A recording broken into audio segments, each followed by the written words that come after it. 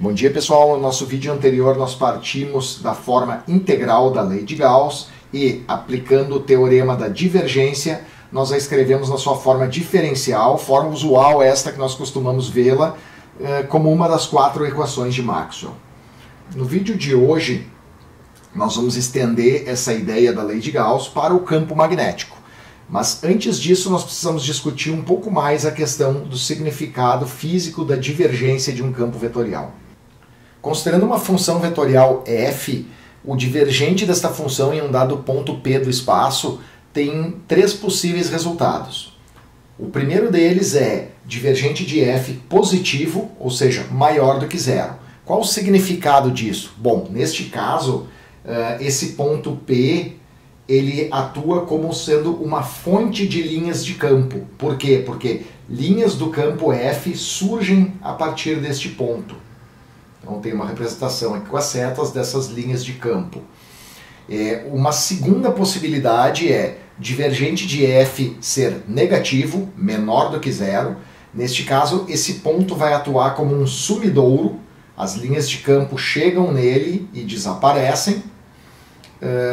E uma terceira possibilidade é divergente de F ser nulo. Neste caso, linhas não são criadas nem destruídas nesse ponto. Poderia, por exemplo, representar por ponto P e essas linhas simplesmente vou representar por linhas paralelas aqui cruzando o ponto. Qualquer linha que entrar nesse ponto sai dele. Ao invés de calcularmos o divergente desta função vetorial f em um único ponto P do espaço, nós vamos agora definir uma certa superfície contendo esse ponto P. Essa superfície confina um certo volume, né? E nós vamos integrar então essa função sobre esse volume V, então integral sobre V, elemento de integração dV, né? Então vamos aplicar isso nos 3 casos, integral em V dV, integral sobre V dV. E vamos fazer novamente essa análise. Então, o primeiro caso, divergente que era positivo, agora temos a integral do divergente de F sobre esse volume V. Neste caso, se essa integral for positiva, significa que o fluxo líquido de linhas saindo dessa superfície é positivo. Tá? Eu poderia ter linhas entrando, mas eu tenho uma quantidade maior de linhas saindo do que entrando. Isto significa que dentro deste volume como um todo, linhas estão sendo criadas. Analogamente, no caso da integral sobre o volume do divergente de F ser negativo, nós temos que linhas estão sendo destruídas, estão desaparecendo dentro deste volume.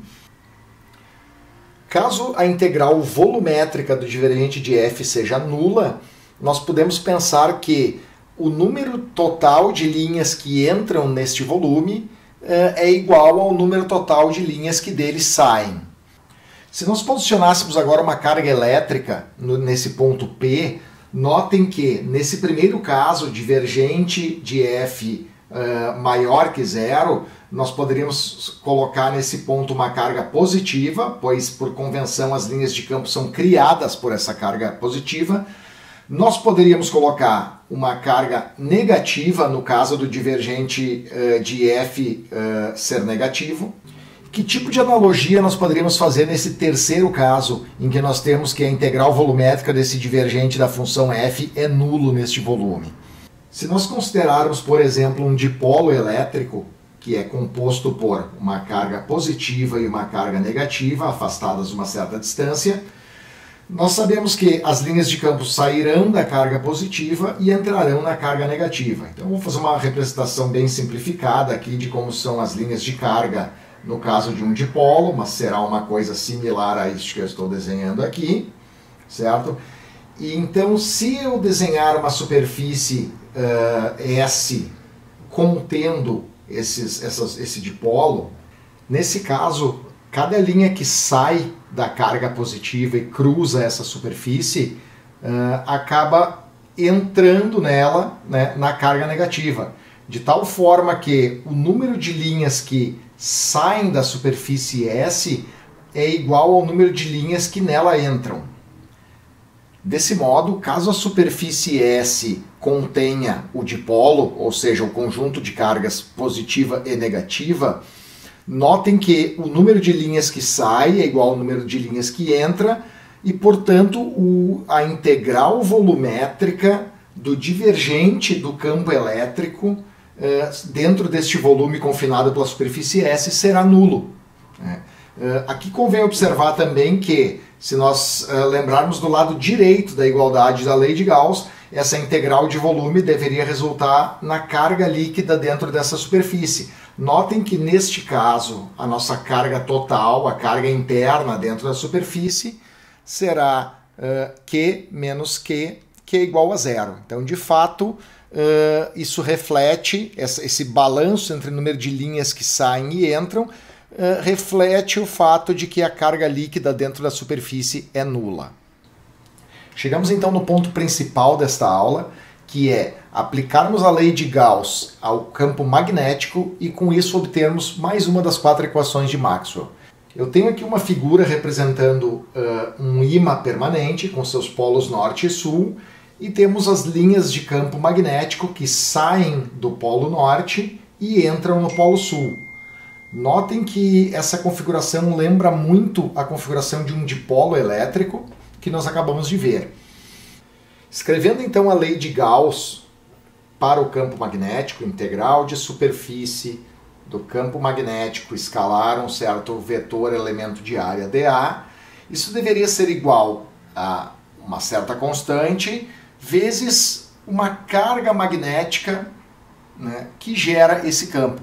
Porém, é sabido que não existe essa carga magnética isolada. Diferente do campo elétrico, que nós temos cargas positivas e negativas, nós não temos um ímã só com polo norte ou um ímã só com polo sul. Mesmo que eu divida um ímã no meio, esses dois pedaços terão seu polo norte e seu polo sul. Com isso, nós sempre teremos linhas de campo sendo geradas em um lado do ímã e entrando, né, sendo destruídas na outra extremidade, no polo sul. Então, se nós considerarmos uma superfície fechada em torno dessa região, contendo esse ímã completo, né, nós teremos aquela situação que discutimos anteriormente, em que todas as linhas que saem, que cruzam esta superfície, saem dela, a partir do polo norte, acabam retornando para dentro dela pelo polo sul, de tal sorte que o resultado, o fluxo líquido de linhas de campo sobre essa superfície é nulo. Então esse lado da igualdade tem que ser zero. Isso reflete o fato de que é impossível ter um monopolo magnético. De fato, correntes elétricas, cargas elétricas em movimento são fontes para um campo magnético, mas isso é assunto para uma outra aula. E, portanto, nós temos que a integral de superfície de B escalar dA é igual a zero. Se nós aplicarmos aqui o teorema da divergência, nós chegaremos em uma equação na forma diferencial. Nós temos que essa integral de superfície de B escalar dA será substituída por uma integral volumétrica do divergente de B. Isso vai ser igual à integral de carga magnética líquida, que não existe, que aqui é nula. E se nós aplicarmos formalmente esse procedimento, isso vai resultar nesta equação: divergente de B igual a zero. Chegamos finalmente a mais uma das 4 equações de Maxwell, um pouco mais simples que a anterior, e que reflete a não existência dos monopolos magnéticos, pois nós não temos uma densidade de carga magnética no lado direito da igualdade.